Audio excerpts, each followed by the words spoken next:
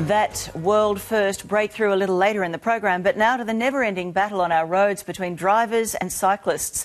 A tough new law is being considered which would give cyclists much more protection, but it means drivers would be forced to give them a wide berth. Struck from behind by a vehicle and left for dead. The news had filtered quickly to families. We're just a soft target. In an argument with a car and a bicycle, the bicycle always loses. The fact of the matter is, in Australia, too many bike riders are seriously injured and killed each year. You know, you can see I'm lucky to be alive. The risks on our roads have never been higher. Now driving too close to a bike could soon cost you hundreds of dollars or even your licence if this proposal gets up. We have more and more people cycling, but the rate of serious injury is increasing faster than the rate of participation. The danger for riders is very real. Even a casual Saturday morning ride can turn to disaster. This crash was caught on camera only last week. It's Saturday morning. A group of cyclists work their way along beside traffic until the driver of the ute makes a sudden turn and cleans up two of the bikes. It shows the need for bikes and cars to keep a distance. If there's something there that people know that's what they should be doing, let's hope it's in the back of their mind that when they do come up to a cyclist. And no one understands that tension better than Gabby Vassallo. I had 12, 13 surgeries initially to put me back together again. I broke my neck, broke my back, multiple fractures, rib fractures, punctured lung. I had head injury, brain injury, and broken pelvis. My humerus is completely broken.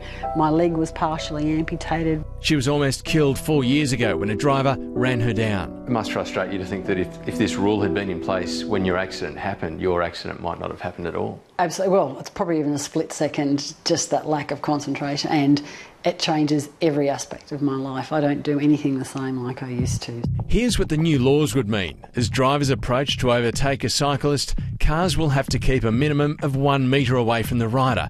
Or if the speed limit is higher than 60, the distance would have to be 1.5 metres. A metre can make the difference between life and death. Tracy Gaudry is head of the Amy Gillette Foundation and wants to see the rule enforced by police around Australia. It's about avoiding the common occurrence at the moment where drivers are inadvertently skimming by bike riders. The foundation was set up after champion track cyclist Amy Gillette was killed while training in Germany in 2005. Last year, one cyclist was killed almost every week on Australian roads. Sometimes we need to shift from awareness through to a serious form of education, and that's legislation. There's a 2-year trial about to start in Queensland, with police set to enforce the regulation. What do you make of this proposal for cars to stay 1 metre away from cyclists? Well, it currently is a guideline, and it's a guideline that the NRMA strongly supports. We want people giving cyclists some space. As to whether or not you can legislate against it, that will be the challenge. The NRMA's Peter Curry says making this law would be a step too far. You look at that, I mean, that's 1 metre there, but if you think you're judging what's the width of your car, how far is that cyclist away? I mean, what chance have drivers got of judging that? And that's exactly what we want to be looking at here is, can it be done and can you police against it? Now, we know that there is a trial currently taking place in Queensland. We're keen to see results of that trial. We just think it might be a challenge if you try and legislate against it. It's a bit of a grey area at the moment. It is a grey area, always has been. Glenn Gorick is captain of the Cronulla Triathlon Club.